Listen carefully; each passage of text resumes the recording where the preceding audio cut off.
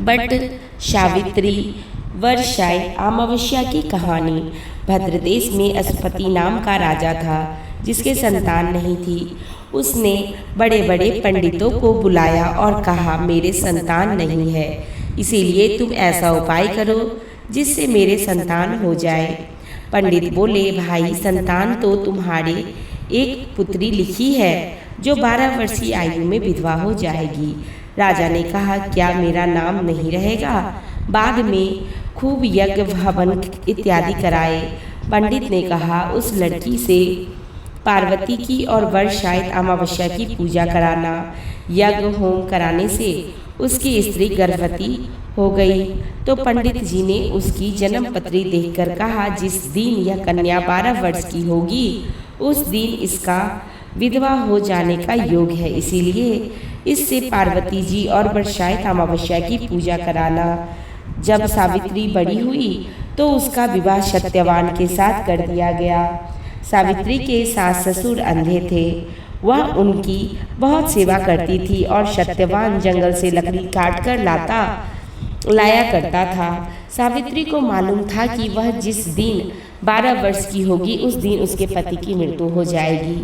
जिस दिन वह 12 वर्ष की हुई उस दिन वह अपने पति से हाथ जोड़कर बोली, आज मैं आपके साथ चलूंगी।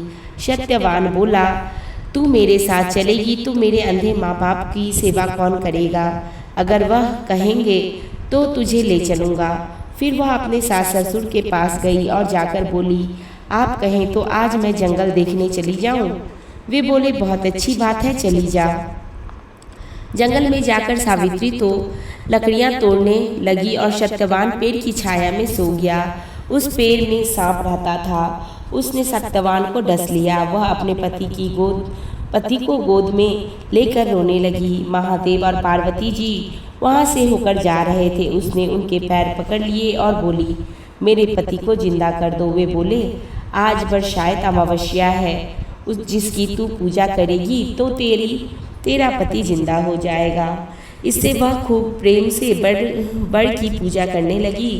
उसने बड़ के पत्तों का गहना बनाकर पहना और जो हीरे मोती के हो गए। इतने में धर्मराज का दूत आ गया और उसके पति को लेकर जाने लगा। सावित्री ने उसके पैर पकड़ लिए। धर्मराज बोला, तू वरदान मांग। सावित्री ने कहा, मेरे माँ बाप के पुत्र नहीं हैं, वे पुत्रवान हो जाएं। धर्मराज बोले, सत्य वचन हो जाएगा। फिर वह बोली, मेरे सास ससुर अंधे हैं, उनके नेत्रों में ज्योति आ जाए।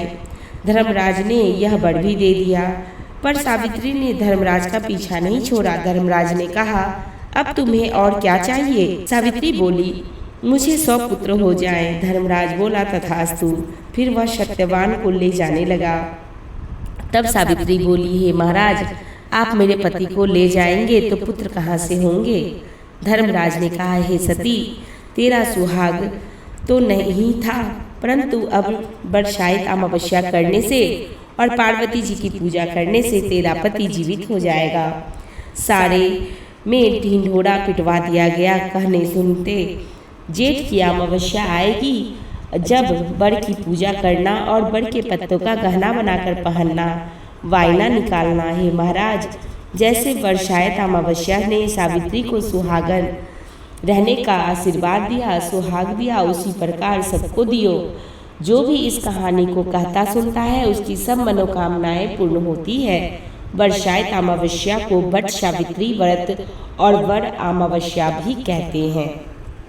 बोलिए सत्यवान की जय, सावित्री माता की जय, शिव शंकर भोलेनाथ की जय, पार्वती मैया की जय।